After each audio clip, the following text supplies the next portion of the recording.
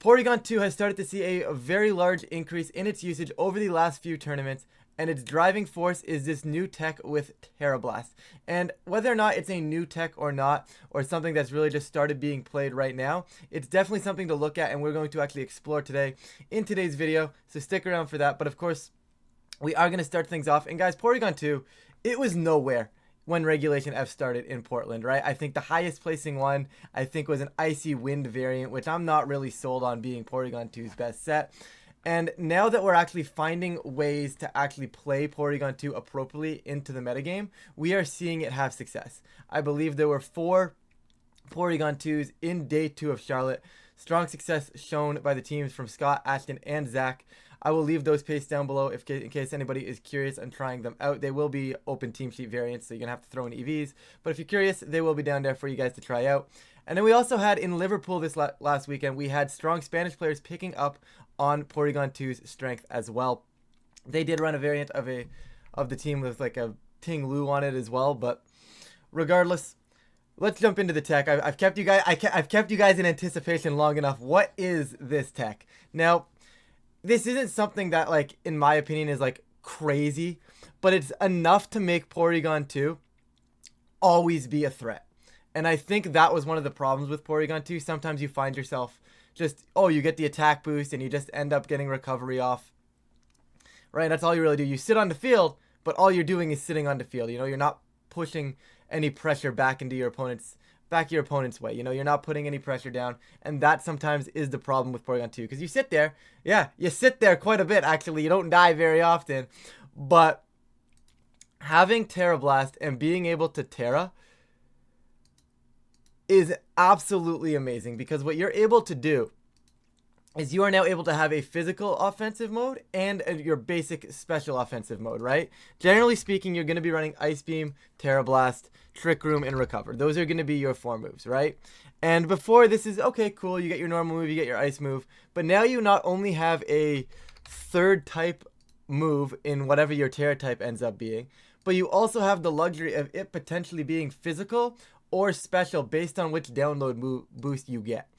And why this is so cool is because something like a Flutter Mane that would normally just sit in front of a Porygon2 can no longer do that. So if you go Terra Poison, and you would have to go quiet for this rather than something like a Modest, because you need to actually invest in attack. So instead of having 0 there, you'd go 31. And what happens now is if you go with a little bit of attack, I believe it's 12. I'll throw the actual calc up on the screen for you guys.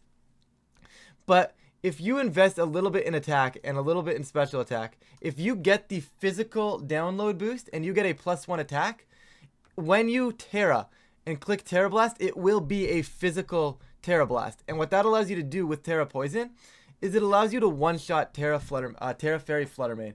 And that is massive for Porygon2, because you're able to just say, hey, get off the field, just go. You know, normally that Porygon2 can't really hit it back because you are forced to be that special attacker, and Flutter Mane's special defensive stat is absolutely incredible with that base 135, right? So being able to all of a sudden switch gears to physical really changes how Porygon2 functions, and kind of just makes it so you don't just sit on the field.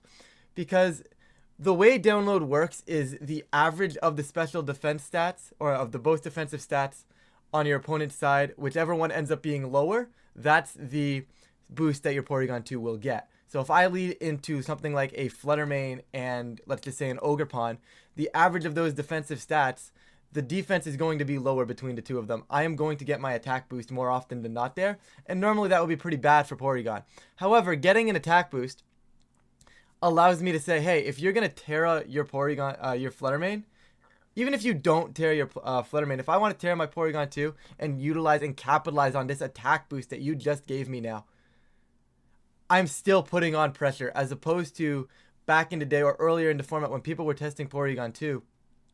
It was, hold on a second, I got an attack boost, I'm not really doing anything now. Now you have the option to do that. Am I saying you need to Terra Blast Poison, you need to go physical with this Porygon2? Absolutely not. But I think having this option is very similar to what we saw with Farigiraf on Wolf's team, and I'll get into that in a second, where it just gives you that option, it gives you that flexibility, and it forces them to say, hold on a second, I have to be scared of this Porygon2 now outside of just setting up Trick Room. right? Similar to Wolf's team with the Farigiraf and the Throat Spray, right? Wolf found a way to make sure Farigiraf not only was a Trick Room setter, was not only blocking priority, but was also a threat to put out damage. And this is exactly what this tech allows Porygon2 to do. It's very similar to back in the day where you had Porygon2 and you used to actually get return and access to return. It used to be a move based on friendship in the game. I don't believe it's in the game anymore, but it used to be a physical attack that that maxed out at base 102 if it had max friendship on it. And that would be really, really strong because what would happen is Porygon2 became so popular back in the day that everybody would calc and EV their Pokemon so that common leads would end up giving Porygon an attack boost rather than a special attack boost.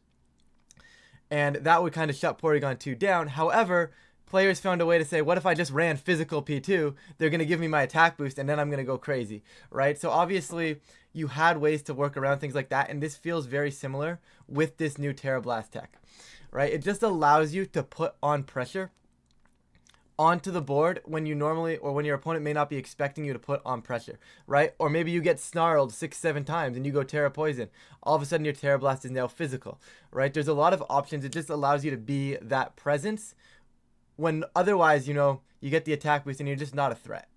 It's a little weird. You do have to commit your Terra to become that physical attacker, but being able to Terra Poison your Porygon is incredibly defensive wise for it, right? Like your only weakness is fighting. All of a sudden, I'm just going to switch on over to being resisting to fighting, and that feels pretty good in itself. There's not too many things that are hitting poison in the metagame right now. Obviously, Farigiraf is a little bit spooky, along with some of the ground types that are around, but what you're capable of doing is you can just not Terra in front of them, right? Like into a Farigiraf Ursaluna team, you don't need to Terra this if you don't want to. And chances are versus an Ursaluna Blood Moon or a regular Ursaluna, you're going to get your special attack boost. So you don't necessarily need to go for the physical option there. Grass types are also super popular right now, especially that Water Ogerpon, being able to go Terra Poison and just blow something up, because you can still use this on the special side as well, right? Just because you don't get the attack boost and you get the special attack boost, it's still really, really strong. Like, special stab Terra Poison, Terra Blast, or yeah, Terra Poison, Terra Blast is going to hit Ogerpon incredibly, incredibly hard, whether you get an attack boost or a special attack boost, right? Both are going to be really, really strong into Ogerpon. Obviously, your special attack is higher, so that's still where you're primarily looking for damage. So you're going to want that special attack boost.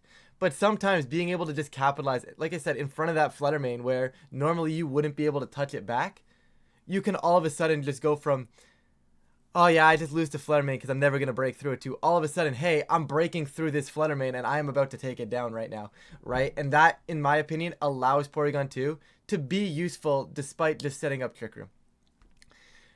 Once again, guys, I left the teams that had successful teams with Porygon2 in the description down below. Obviously, OTS, because I do not have access to their full teams for you guys to try out. If you're looking for the benchmark, this is where I'd look for the benchmark on the physical attack. I would not go invest more than 12, right? There's tons of options. You can just live things, right? And then you can just recover up. If they slowly hit you down, you just recover up. If you're looking, like I said, for the EVs on P2 though, 12 in attack is all you need. You can play around with your special attack. You definitely don't even need to go modest, I don't think. You can definitely get away with something like relaxed, right? You can get away with something like relaxed, make this 31 again, right? And you're still going to get that attack boost. Your attack stat's going to change the same, right? And you can just live things. And then you just live things. You don't die. You hit things in return very, very, very, very hard. It is a really, really strong Pokemon, especially in a metagame that is circling around speed control right now. There is so much speed control, whether it's opposing Trick Room, whether it's opposing Tailwind. Having a piece that can set that Trick Room up versus Tailwind, maybe reset the Trick Room or get out of Trick Room versus Trick Room, right? It just allows you to be there. And then also you don't have to waste a turn because you're going to live things and then you're just going to recover that damage back up, and then you can still go on the offensive after that. It's a very strong piece, a very versatile piece, and I think if used correctly, it can definitely see success. And I think the Terra Poison, Terra Blast, or realistically any other Terra you'd want could also work here. But I do enjoy Terra Poison. I think it has been the most successful set, in my opinion. I don't know, I believe Ashton's team from Charlotte was Terra Fairy. But regardless, you can do a lot with this. Being able to switch between physical and special based on what download boost you get if you have the opportunity to Terra is absolutely incredible for Porygon2.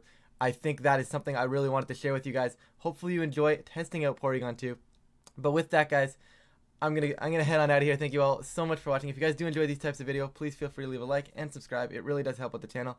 But with that, I'm gonna get on out of here. I'm gonna stop rambling about this random digital duck right now, and I will catch you all in a future video.